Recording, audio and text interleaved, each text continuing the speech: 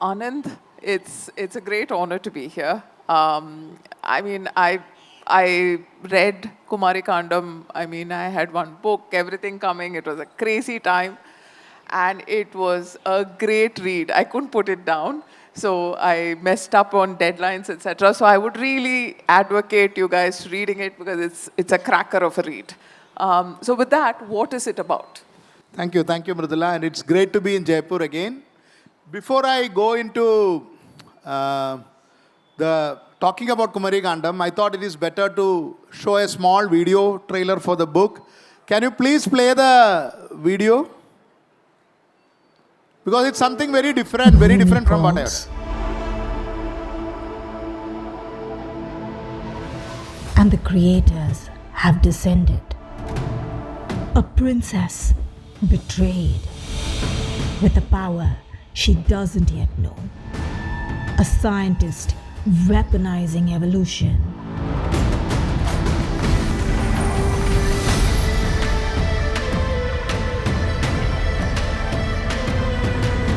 Her antithesis, designed to break her, but will she break? When science forgets empathy, worlds drown.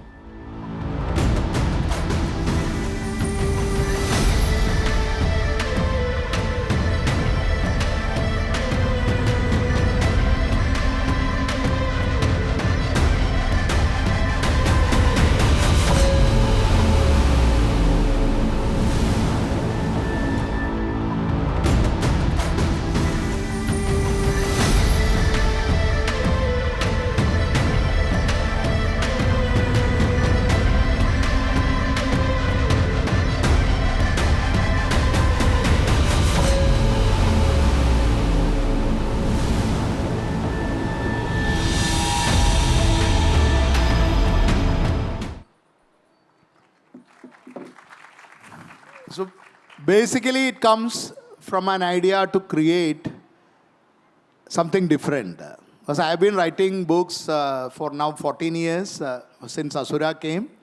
From Bahubali to Ajaya, to different story worlds I had created both in television, films, and books. But I wanted to do something different, rooted in Indian mythology, but told in a way which is totally different. Also, I wanted to integrate, people are more familiar with the Sanskrit Puranas, but not about the Tamil Puranas.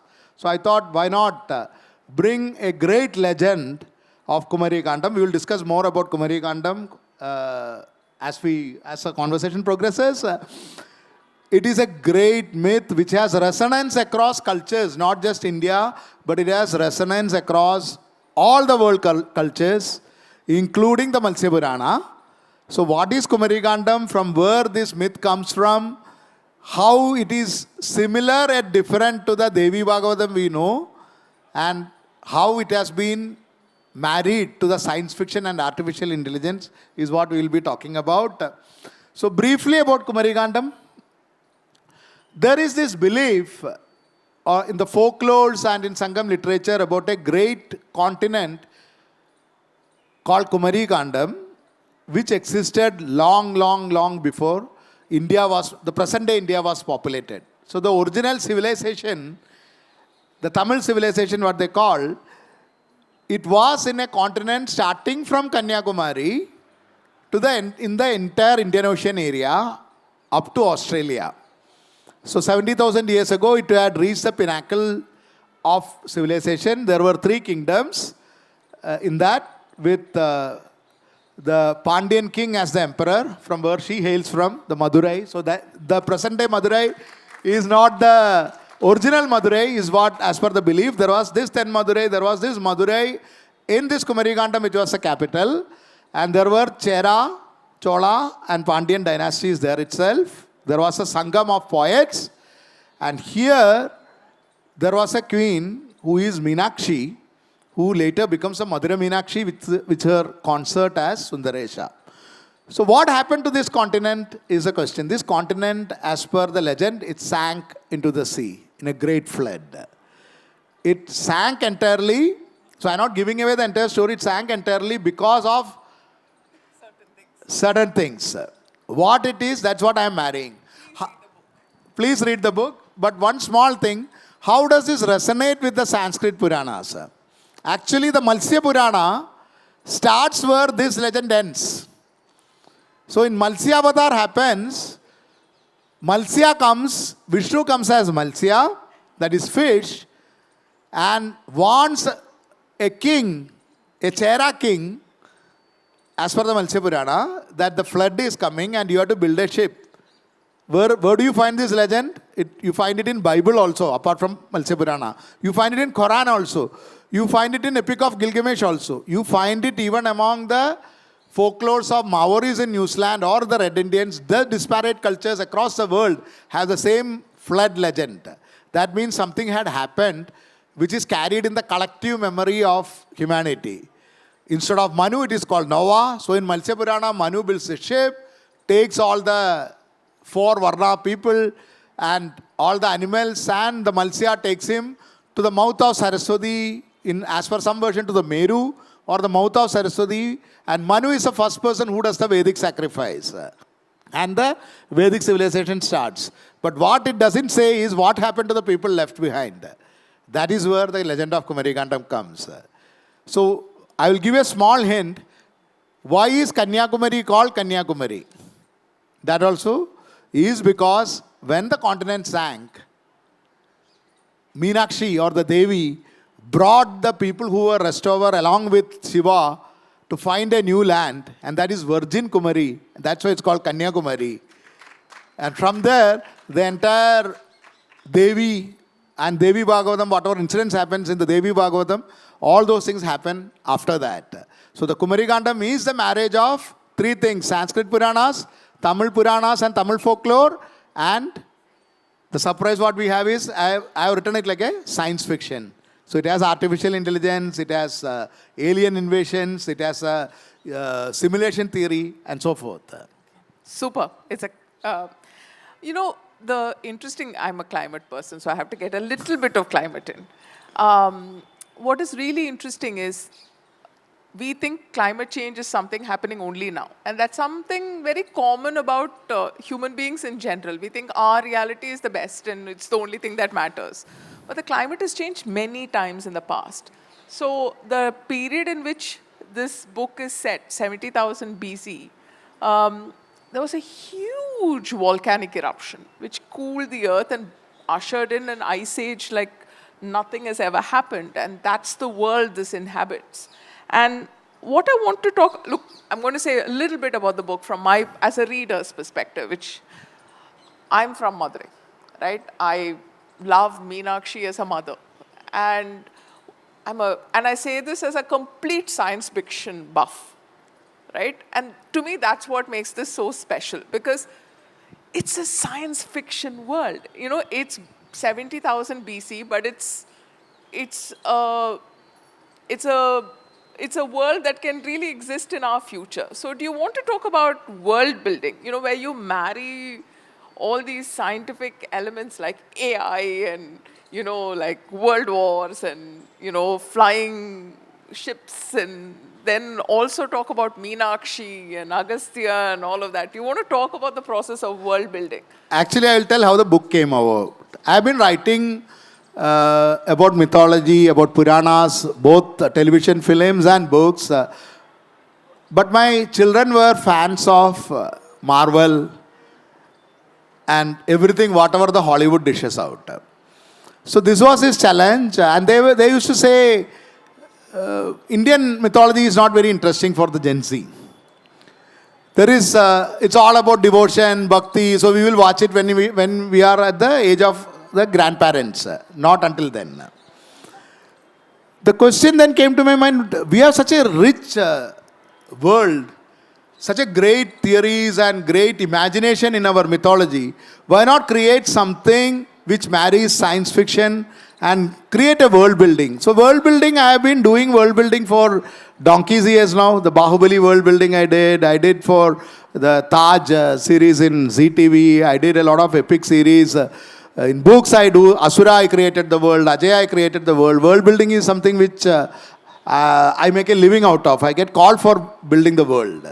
So when I sat to build the world of this particular book, I went back to the roots. So one of the most, and I am also a big science fiction and a science buff.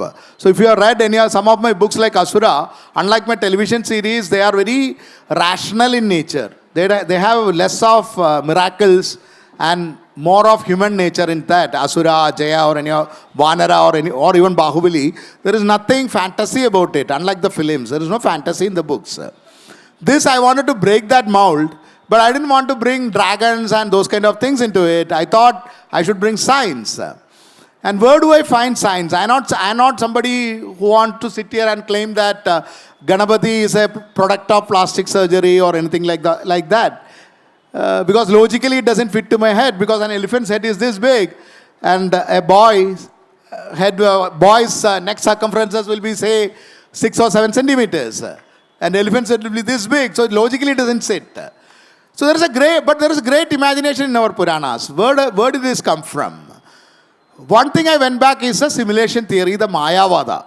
So in Mayavada, when we talk about the entire world is a simulation, it is Brahma's dream. So this fascinating time travel concept is there in Rigveda, which comes where a king wants to marry off his daughter. And he finds that, like many fathers, he finds none of the men are suitable to be a groom to his daughter. Everyone is useless, jobless guys. It's an age-old story, but that's why these are all relevant. No, they are relevant even now, because human nature doesn't change. So he goes to Brahma. But when he goes to Brahma, he wants to ask Brahma who is the best groom for my daughter. But when he goes there, Ma Saraswati is playing Veena. So he can't interrupt her and talk about marriage matters. So he humbly waits there until she finishes. After 5 minutes, she finishes her song. And then Brahma looks at him and asks him, why have you come? And he says, I have come to find a groom for my daughter. So the entire Devas, everybody is there in the Brahmaloka. And they all start laughing, non-stop laughing. So he asks, why are we laughing? So Brahma says, time travels differently in different places. By the time you spend the 5 minutes here, 63,000 years have gone by. Your daughter and another 300 generations are dead. And so there is no point in talking about the groom. Time travels differently. This age-old story, when you think, suddenly you find that whether because of the quality of whatever they smoked, or whether they had great imagination or great science, the level of imaginations these people brought into is fantastic. There are 14 worlds. We can rival anything that Marvel created, or we can even actually give the original of Avatar, right? If you really write it. So I wanted to create a story world like that, where the Trimurtis, Brahma, Vishnu and Shiva are like game creators, and we are all living in a simulation. We are one among the characters among the different worlds which these people created. So Shiva is like the guy who reboots it. Brahma created it, Brahma designed it. Vishnu is the guy, the game maintenance he does. The hardware maintenance, he does it. So he is the guy who is most concerned, because it is his job. Because the moment you call Shiva, he will say, you reset it and do it again. Many times the creation happens again and again. And only one world is true, the Satyaloka. That's why it's called Satyaloka. The rest of the places are all simulations, which comes in the Puranas. A lot of references come to that. So the story starts from there. There are so many worlds, of which one is Asura Loka. So I create a story world of Asura Loka, where it is all totally materialistic. The game developers have developed Asuras in such a way that they don't have emotions. They are all the creatures of logic. They are all the creatures of, initially, they are all creatures, and Asuras per se in Puranas are not evil. They are just materialistic. So you find that all the references of Asuras in the Puranas, it's a materialism they talk about. Hiranya, gold, Hiranyaksha, Hiranyakashipu, Suvarnalanka, everything is about materialism. So Asuras is the world of science. So you find that Asuras only have the Vimanas. The Pushpaka is not the only Vimana, there are other Vimanas. Asuras are the guys having lot of weapons. And when they have some spirituality, they do some tapasya and get some boon, again they ask for materialistic things. So Asuras represent the present day materialism. That's how I took it. They are not evil per se. So the Asuras are the tech bros? Asuras are the techies here. Any techies here? Asuras are not just the techies. Asuras are all the businessmen. So I have written another book called The Asura Way, How to Succeed in Kali Yuga, How to Develop Jealousy, How to Have Anger in Your Life, How Not to Be Contented in Life. These are all Asura qualities. So those people come here, they realize because of their science that they are living in a simulation. They are not real. So I wonder who the venture capitalists are, if they're the tech bros. So look, I forgot I am talking to one of the big industrialists who represents Asura. No. I invest. Okay, then, since you brought that in, I'm going to bring my book in. I think balance is important, right? In everything, balance is important. And in capitalism, since you brought it up, I think it needs reform, which is something that my book goes into. I'm not going to say anything more there, but really get into, you talk about technologies. I don't want to give it away. AI is actually a well-known rishi in our Puranas, becomes AI. You're blending research into many things from the, Sangam literature. You're blending things from Puranic literature. You're blending things from AI, etc. What kind of research went into this? No, actually... and can you talk a little bit for other writers in here on your research process? No, actually it is reading between the lines. So, with a very radical mind. It's just a flight of imagination. If they can have the flight of imagination 5,000 years ago, why can't I do that now? And I find a lot of parallels in it. So, there is this character called Nakta, who is a scientist in this. So in Puranas, Rakshasas are also called Naktanjara. In Tamil folklore and Tamil epics, Nakta is nothing but Mudevi. Mudevi is the negative of Devi. Why is Devi called Shakti? Energy. From there the thought comes, why is Devi Parvati or Meenakshi? She is considered as a slice of energy, not an avatar of Adi Parashakti. So the Adi Parashakti is the primeval energy. I just translate the words and think it is an energy, and the Asuras are trying to find out where is the missing link. And then you come back to Tamil Puranas, you find that Meenakshi was found by Malayadwaja, her father, from the Imayam or the Himalayas. So she is not a human, but a slice of energy what these gamekeepers had kept. And the Asuras, and you go to Bhagavatam, you find, Devi Bhagavatam, you find that Mahishasura wants to marry or mate, that's what they say, with this slice of energy, which is Meenakshi in that. But again, Mahishasura is created. In Devi Bhagavatam, he just doesn't get born. He is created by fusing creatures of earth with the negative energy, what the Nakta or the Mudevi, the opposite of Devi, she does it. So, you find the glimpses of what they are talking about. The rest you will have to read the book. It's a 500-page book where I have given detailed explanations for this as characters itself. It's not easy to tell it in 5 or 6 minutes. But I use the Advaita, I use the Mayavada, I use the Devi Bhagavatam, and I use the Tamil Puranas. And what does these Naktanjaras do in the Puranas? They don't take away humans to eat. They take away their knowledge. That's why you find that in the Varaha Avatar, they take the Vedas. Vedas just doesn't mean the 4 Vedas. They take away the information or the knowledge and hide it under the cosmic ocean, where the Varaha will have to go and bring it back.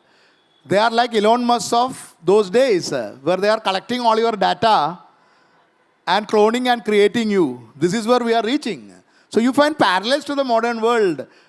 All the social media what you are using, this is precisely what they are doing. They are eating your brain. This is exactly what Asuras did. They used to collect the knowledge and hide it and keep it so that they can control the world. So I find parallels to that. Give it a story. That's my job of storyteller. I think the power of the story is so important. where you're talking about the dark side. I'm known more for my non-fiction.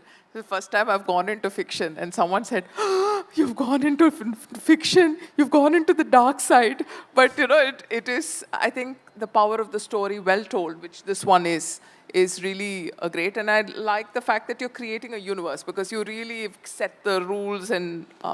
So this is more to come in this. So this is the first book. Yeah. So this is a. But what is very interesting is, and this is something that resonates through all your books, is the concept of evil. Is there evil? Is it straightforward? Is it tied to technology? Is it tied to identity, which is something that has come up several times in this festival?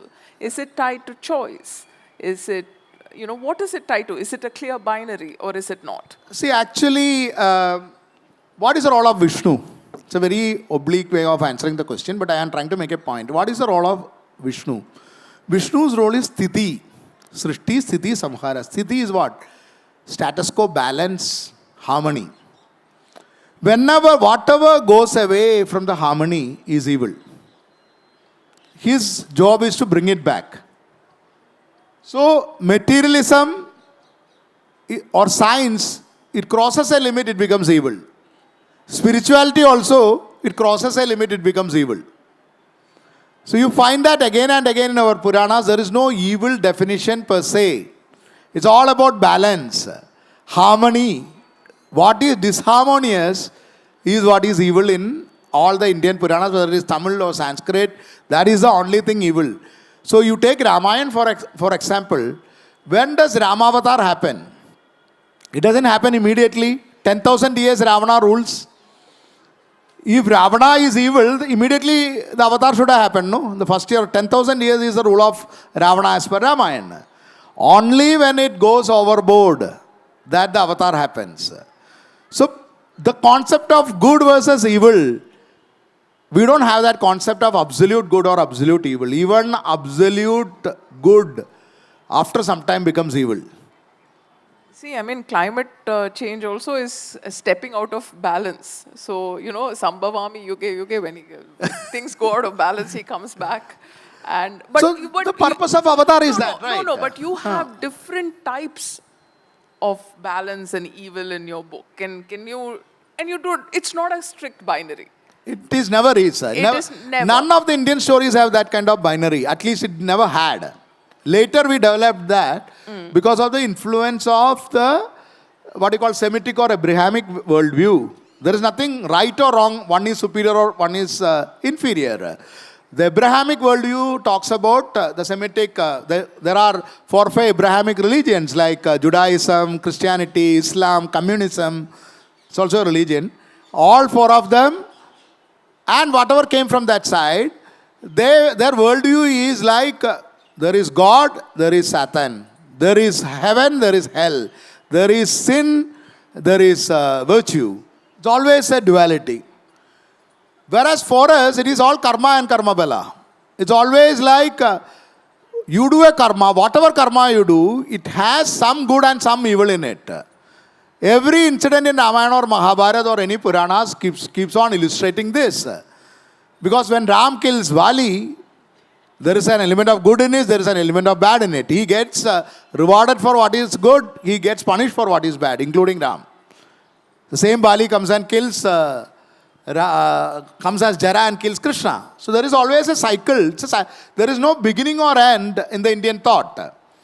For us, it's an infinite cycle. The Kala Chakra, we always think about time as a cycle, and there is no beginning and end. So the theory of Brahma is dreaming, and we all are living in the dream of Brahma. And then the question comes, what if another Brahma is dreaming of this Brahma? Who is dreaming about us? So I'm going ad infinitum. The interest of time, I'm going to really ask you, as a reader, like as a writer, what do you want all these readers to take away? What is the thought or the emotion or the memory that you want them to leave when they finish the book? And what next? I will talk about next, but first let me answer this question. See, basically, what is creating chaos in the world? What is creating a lot of strife in the world? It is making things, looking at things in a binary way, us versus others. Our story is a right story, your story is a bad story. I am the hero, you are the villain. This thought, and you try to simplify it. It's very simple, no? It's very simple. You need not think about the other person's emotions. You have to just brand somebody as evil. All politicians love doing that. From time immemorial, all politicians, you start from any part of history, you take Hitler, you take any politician, it's worth, they will always talk about us versus them. They give you a very simple story. Simplicity is the father of evil. People say you have to be simple, you have to make it simple. No. Nothing is simple in the world. You lose the awe of life if you make it simple. What is a simple explanation of life? Some sky daddy is sitting there and he is going to reward you or punish you. Simplest explanation, right? Or I go to a temple, I bribe the god with one coconut and I am going to pass the exam or going to get the girl or boy I want. Very simple. From there, the problem starts. So, world is complicated. World is diverse. Your truth may not be my truth. So, when I bring my stories, not just this book, the other books also, I am just trying to, like you put a light from this side, the shadow falls on the other side. You put a light from the other side, the shadow falls on this side. From which point you are looking at, the story changes. That is why stories become very important. Stories are very powerful. And we have been ruled, exploited, divided, led, consoled with stories. That's why fiction also becomes very important. Even in non-fiction, you need to have a storytelling. Then only it resonates with people. But when you tell stories, you have to tell stories from all sides. So my takeaway from this book is that there is no evil per se. Your evil need not be my evil. So Nakta in this book, who comes as an antagonist for Devi, he is not per se an evil character. From her part, whatever she is doing is right. So is every character in that. They are justified from what they are doing from their part. That is how life is. There is no per se evil. There is no villain per se. It all depends on which side you are doing it. You do a murder, now you go to jail. You wear a uniform and do a murder of a stranger. That is, you do a murder of somebody who has hurt your child, you go to jail. You go and do a murder of somebody who you have never known, but you are wearing an army uniform, you are feted and given a medal. It's as simple as that. And I got nothing against army, I'm just making a point. It all depends on, because there is a story behind that. They are given you a story that this is your country, a random border is drawn. This is your country, anybody outside is your enemy. Kill him, I will fet you. So, one thing I want to say is we're running out of time. So we've got questions also, but do you want to quickly go into what next? What next? A lot of things in films. I have one Mahabharata coming up, one Ramayana coming up, and also another commercial film coming up. Books, I have Vyasa's Women coming up, second part of this coming up, and a couple of TV shows. So you're busy. I'm always busy. I'm a professional writer, otherwise I'll starve. Yeah. So we've got. Okay, great. Oh, okay. Oh, good. Sorry, I goofed up. Okay, so you can. So now we can open the question and answer for 15 minutes. That's also fine. In case there are many questions, otherwise we'll talk. Yeah, otherwise I'll come back to the questions I have in store. So can you please raise your hands nice and wide? So one person. I can give elaborate answers. Okay, so I see 4 hands up. One, the young man in the front, the lady in the grey there, the lady in the black there, and the young woman in a thing. And there is a beautifully dressed man over there with a shawl. And there is, yeah. So why don't we start with the young man, the lady in grey, the beautifully dressed man, and the woman in black. Sir, I am also from Madurai. So you mentioned Meenakshi. So Meenakshi's brother is Alahar. So Alahar is appearing in the story? Not now. Oh, thank you. Sundara Rajan. I'm not strictly following it. They will come, including it will go into Murugan story, it will go to Ayyappa story, the entire universe I am opening now. It will go to Raktabijasura. So lot of stories are there from Devi Bhagavatam itself and also from the temple folklores. Okay, can we go to the lady in grey, please?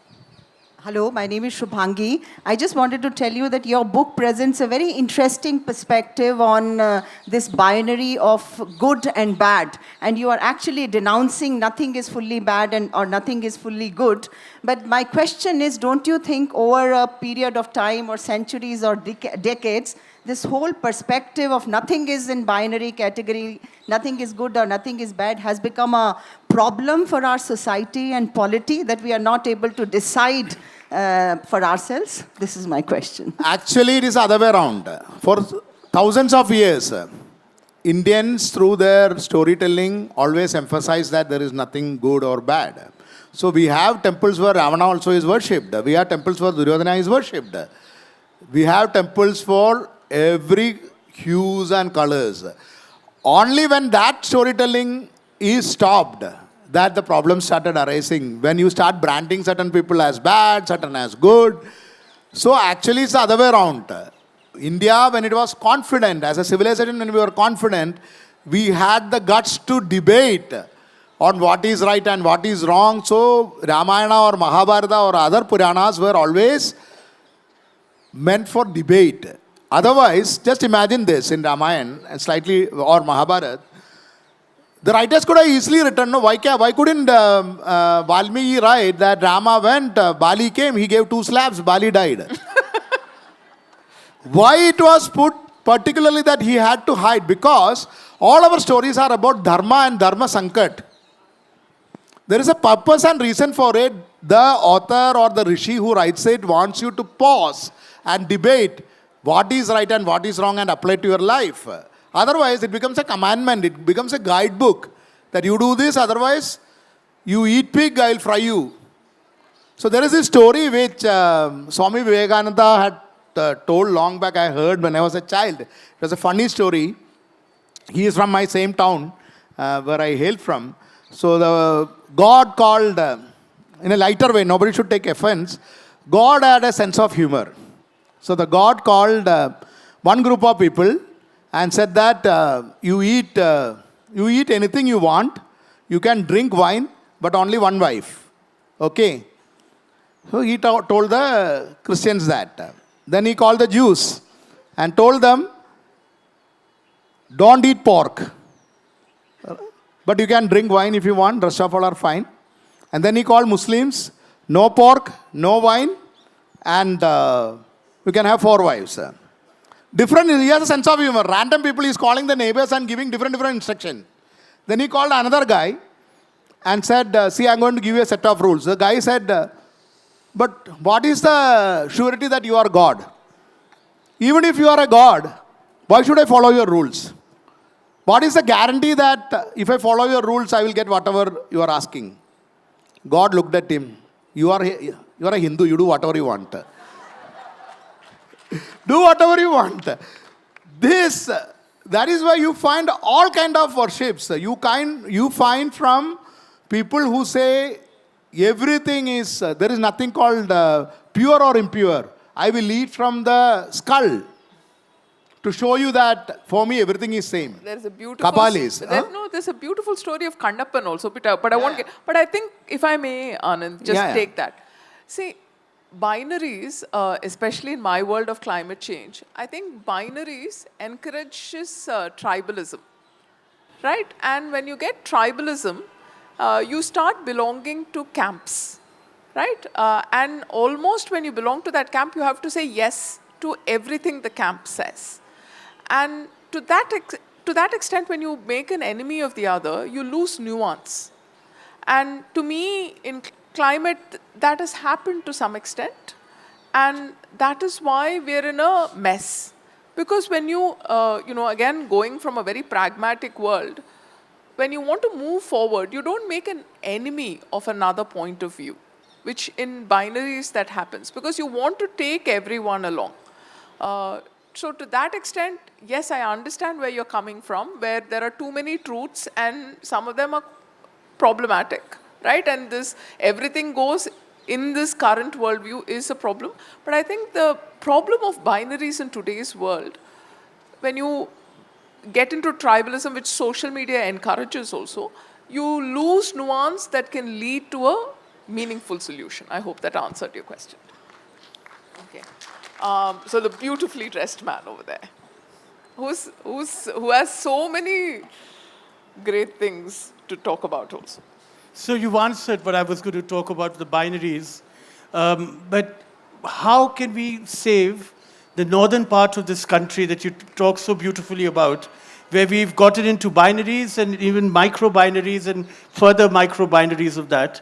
We hail from a continent and a culture where the Advait Vedanta told you to believe in everything, to give everything a moment of time and then more thought and believe in what you couldn't believe.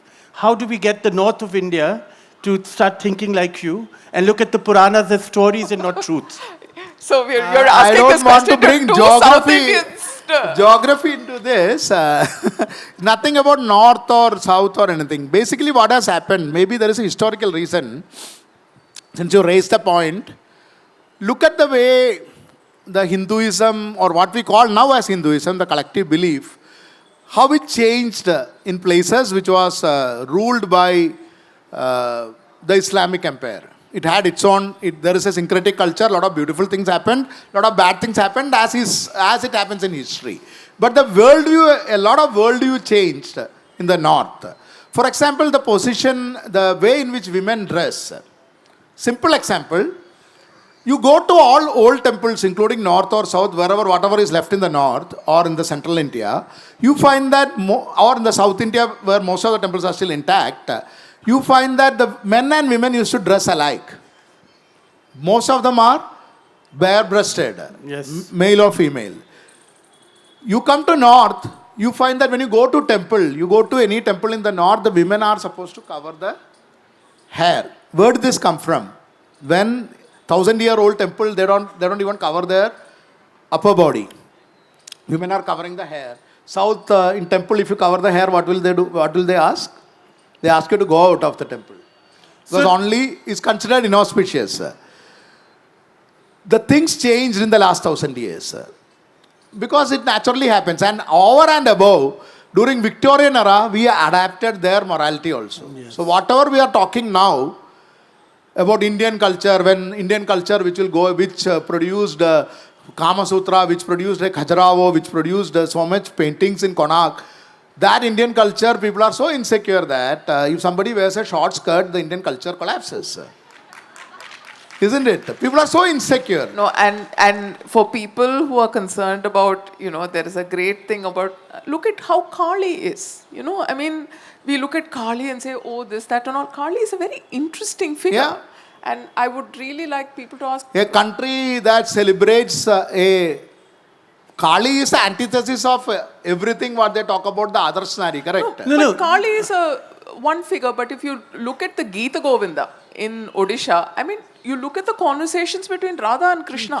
And, there is a place where Krishna actually asks Radha to, read the book. It will challenge I think one of the things. So the idea is, the more you read, the more you bring these stories. It's a humble attempt. The more you start telling the stories from other parts, which I or a few other authors are also trying to do. I hope there will be a change. It happens slowly. It doesn't mean one book you change everything, because it's 1,000 years of legacy. But slowly it will change. So we go by the basic premise of Indian civilization, that you debate. Don't accept anything, like the Buddha's famous words. Don't accept anything just because I have told. In the sense Buddha has told. Or it has been told by some gurus or masters, or it is written somewhere. Even after Gita, Krishna says the same thing. No, I have given you the deepest of knowledge. Now use your intelligence and then do what you want. And don't live another person's dharma. That's something there in thing. Sorry, how much? So, another question and then come back, the lady in the black. Yeah, okay, we're okay. Lady in the black, please. Thank you so much for this opportunity. I'm a big fan of your And only- book. only, Sorry, questions. The Way of the Asura changed my entire outlook on the Asura. Okay, but they say Bombay had an Asura tribe. It was ruled by and Sri Lanka, obviously. And today I do feel commerce keeps you going in that city. There's no other way. You don't have a choice. Okay, so that Question, Asura. please. Yeah, the question is, do you feel that in our scriptures and holy books, because we've tended to be binary in our vision, We're we've not given binary. the Asuras a very raw deal. Like even if you look at the Samudra Manthan and what actually in the end of the story happens, they seem to represent to me the power of evolution, rebellion, independent Question, thinking. please. That's the question. Would you agree that the Asuras have been given a raw deal in our stories? Actually, a lot of this have to go to do with Amarchitra Katha, what we read. Yeah. Not He's from about the Kerala. actual Puranas. The reason what they give in the Puranas is because when they created this simulated world, the Maya world of Asuras, Devas and all, each were like a game, each were assigned a certain power. So Asuras are inherently more powerful than everyone else. So if you are given immortality for them, that's a logic what they give. If you are given immortality for them, then they will dominate. So that is why every time Vishnu has to take an avatar to create a balance. And that's why whenever that balance goes, Shiva gives a boon. And then it becomes Vishnu's duty to come and kill them. That's the story. If you look at that, Shiva keeps giving boon and Vishnu has to become Varaha, pig, Malsya or Narasimha. He has to keep on taking avatars. Shiva also takes avatar. But basically, it talks more about balance. So even in Samudra Manthan, until the Amarchitra Katha and other things came and we started telling stories in binaries, it was always about getting the balance. And Asuras are always, many of the gods, what we worship now, including Krishna, were considered as Asuras. Krishna is an Asura in Rigveda.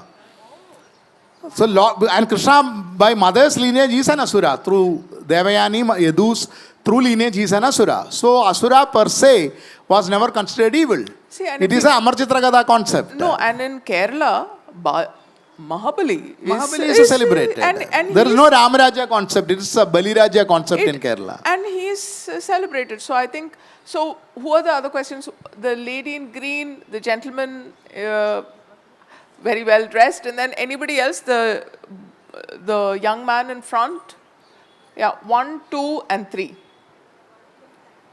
And please, guys, let's have questions, not statements. Hello, sir. My question is about your readership, since continuation of that. So we have one sect of there are kinds of people who are collected here who care about secularism and readership, and then there is another group which is after Eid and Christmas is offended by Ravan Dahan, saying That's that yeah. So not the how? binary. Yeah. Let me make the point. No, but so how do you think they will engage, or if at all they will engage with your books, and what good will come out of already secular people just reading more mythology and becoming open-minded, and them mob lynching or whatever they want, I think that's a concern I have, that they will not engage with your I books. am not worried about what people will think. I have a thick skin. I just write what I feel from my heart. I strongly believe what is projected as the Indian civilization now has got nothing to do with what it is written or handed over through generations. So it's a lived-in culture. I am seeped in that culture, but that has got nothing to do with the WhatsApp university culture which we are encountering now. So I am neither in this side or that side. I am not somebody who is going to reject everything, saying that they are all superstitions and they are not worth the paper it is written. I also won't say that these are all science which is written and we were roaming around in spaceships and doing plastic surgeries everywhere. Neither here nor there. I will stay true to the tradition. Okay. So, any other questions? The young man in the front. Sir, I have one more question. Rama is Maryada Purushottaman. Then what made Manthara to deceive Kaikeyi and force Rama to exile for 14 years? She is the person who starts the story. Imagine that is not there. Ram becomes a king and the Ramayana ends there. Yeah, it's a plot narrative. No, you need that. No, So Rama, each character has a purpose. Purpose, yeah. Each character has a dharma. So But- Manthara's dharma is that. but Rama is perfect. What fault did she find in Rama that made What her is Ramayan? Ramayan is the journey of Ram towards perfection, which he never reaches. That's when Ramayan means it's Rama's journey. The journey has to start. No, if Manthara is not there, that's why he'll become another king, like Dasharath. So what is the difference? Thank you. Thank you. Okay, super. So, a question there to the lady in pink. Do you have a question or no?